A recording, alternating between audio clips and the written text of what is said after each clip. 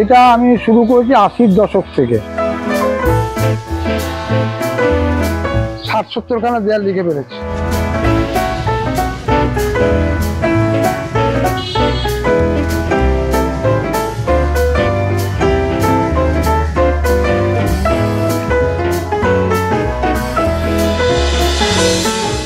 বদলেছে সময়, বদলেছে অনেক কিছু, মানুষের জীবনযাত্রার ধরন সেই সমস্ত কিছু বদলেছে। তবে এরই মধ্যে প্রত্যেক 5 বছর অন্তর একটি করে নির্বাচনও আসে, আর নির্বাচন আসলে সব থেকে বেশি নজর কাড়ে দেওয়াল লিখন। বিভিন্ন দেওয়ালে দেওয়ালে প্রার্থীদের নাম, সেটাই সব থেকে বেশি পরিমাণে চোখে পড়ে। কিন্তু এই ভোট চলে গেলে দেওয়াল লিখন ফিকে হয়ে যায়। তার সঙ্গে সঙ্গে যারা দেওয়াল আঁকেন সেই সমস্ত শিল্পীদেরও ভুলে যান সকলেই। আজ আমরা শোনাবো সেরকমই এক দেওয়াল লিখনের শিল্পীর গল্প। আমি কোনোদিনও খাতা কলমে শিখে আসিনি, আমি দেয়াল লিখতে লিখতেই আজকে এই জায়গায় এসেছি। দেয়াল লিখতাম তখন, সেই সময় বামফ্রন্ট ছিল, সিপিএম ছিল, যাই হোক সেই আমল থেকে আমি লেখাটা শুরু করি। এবং লিখতে লিখতে কোনো একটা কারণে আমি তৃণমূলে আসি, প্রফেশনটাকে আমি বেছে নিয়েছি। এবং এই প্রফেশনে কে এলো গেল সেটা ব্যাপার না, আমার রুজি রোজগারের বিষয়ে, আমার সংসার চালাবার, আমার ছেলে মেয়েদের মানুষ করার জন্য আমি এই প্রফেশনটাকে বেছে নিয়েছি।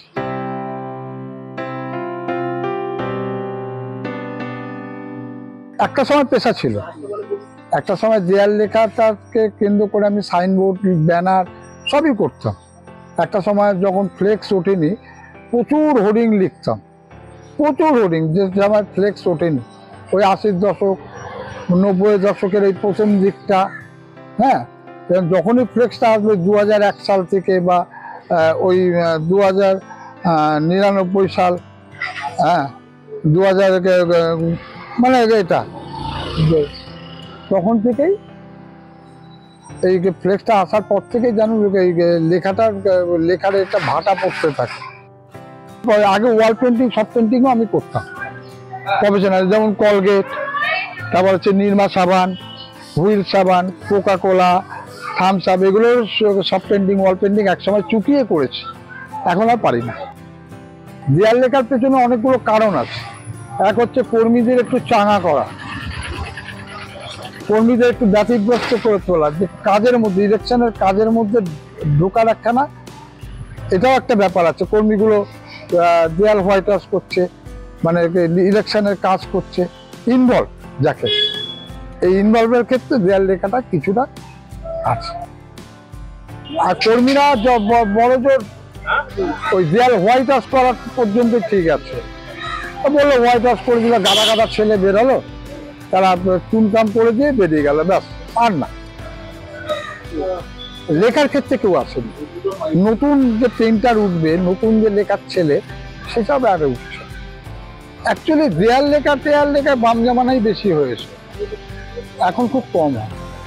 এখন বামেরাও, আরেকটা কথা বলে রাখি সবচেয়ে ভাইটা, এখন কিন্তু বামেদের ছেলেরাও ভালো লিখছেন, বামেদের ছেলেরাও সেই আর্টিস্ট নেই। আগে যেরকম প্রচুর আর্টিস্ট ছিল বামেদের, এখন নেই বললেই চলে। ওদের লেখা দেখলে আপনি বুঝতে পারবেন। এটা হচ্ছে 1 নম্বর ধৈর্যের ব্যাপার, আন্তরিকতার ব্যাপার, ভালোবাসার ব্যাপার আছে। পেন্টিংটা, ছবি আঁকা, লেখা সবই তো একটা পেন্টিংয়ের ব্যাপার আছে।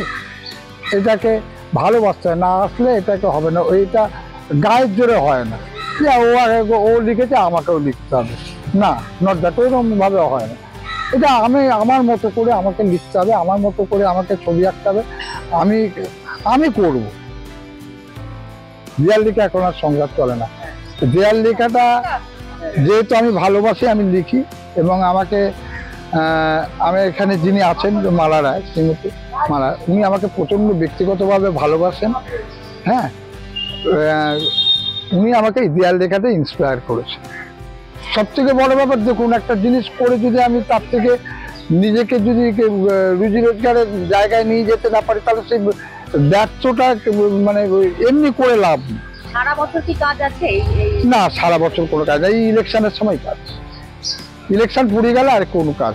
যত সময় এগোচ্ছে অভিনবত্ব আসছে দেওয়াল লিখনের আঙ্গিকে। কার্টুন, ছড়া, এই সমস্ত কিছুর মধ্যে দিয়েই দেওয়াল লিখন হচ্ছে। তবে নতুন প্রজন্ম আর এই দেওয়াল লিখনে ইন্টারেস্ট দেখাচ্ছেন না। আর তাই পুরনো শিল্পীরা তারা অনেকটাই একা। বয়স বাড়লেও এই পরিশ্রম মেনে নিয়ে একা হাতেই দেওয়াল লিখতে হচ্ছে পুরনো শিল্পীদের, এমনই আক্ষেপ করলেন তারা।